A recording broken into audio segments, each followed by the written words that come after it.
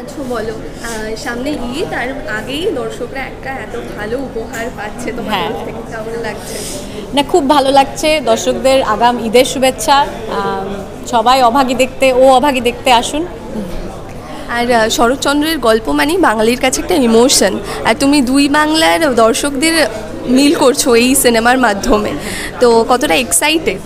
খুবই এক্সাইটেড। আসলে এই ছবি নিয়ে আমি বাংলাদেশে হাজারো লোকের কাছ থেকে প্রশ্ন শুনছি যে কী করে দেখবো। তো আমি আপাতত সকলকে বলেছি যে প্লিজ কলকাতায় চলে এসো ঈদের ছুটিতে, তারপরে সবাই সিনেমাটি দেখবে।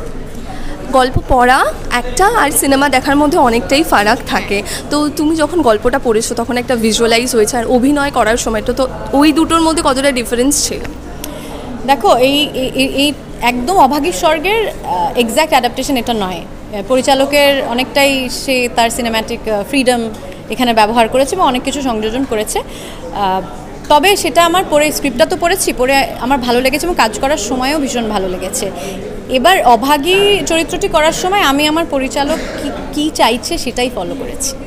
আর অভাগীর স্বর্গ এটা তো মানে একটা ফেমাস নভেল বলা যায়, ছোটো গল্প অবলম্বনে একটা সিনেমা হচ্ছে, তো সেখানে অভাগীর চরিত্রটা তোমার কাছে কতটা চ্যালেঞ্জিং ছিল?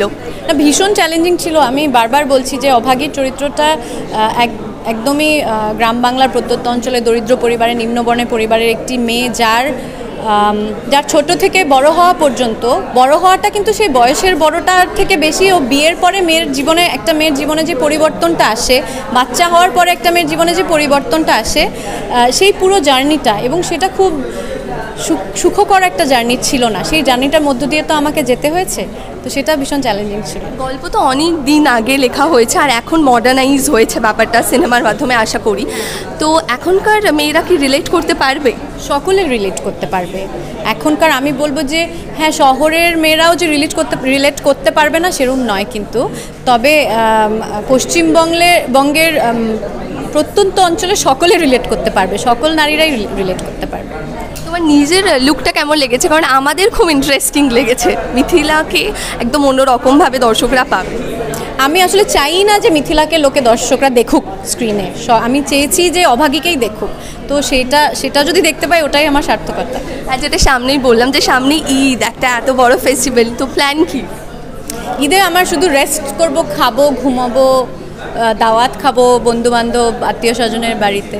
মিথিলার সবচেয়ে ফেভারিট কি ডিশ? আমার মায়ের রান্না করা পোলাও আর রোস্ট। আর নিজের হাতে রান্না? নিজের হাতে রান্না আর ভালো লাগে না করতে, রান্না আমার খুব রেয়ারলি করি, তাও নিজের জন্য না, কারণ রান্না করলে নিজে খাওয়া যায় না, কিন্তু অন্যকে আমি রান্না করে খাওয়াতে ভালোবাসি।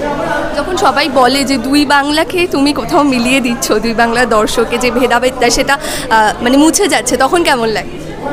আমি কি মিলিয়ে দিচ্ছি কি না সত্যি জানি না, তবে আমার মনে হয় এটা আমার সৌভাগ্য যে আমি দুই বাংলার দর্শকদের সাথে কানেক্ট করতে পারছি, দুই বাংলায় কাজ করতে পারছি, সেটা তো একটা সৌভাগ্য আমার। লাস্টলি দর্শকদেরকে কি বলবে, দুই বাংলার দর্শকদেরকে কি বলবে? দুই বাংলার দর্শকদেরকেই বলবো ঈদের শুভেচ্ছা, আর এই পশ্চিম বাংলার দর্শকদের বলবো প্লিজ আপনারা হলে এসে ছবিটি দেখুন, আমাদেরকে জানান আপনাদের কেমন লাগলো।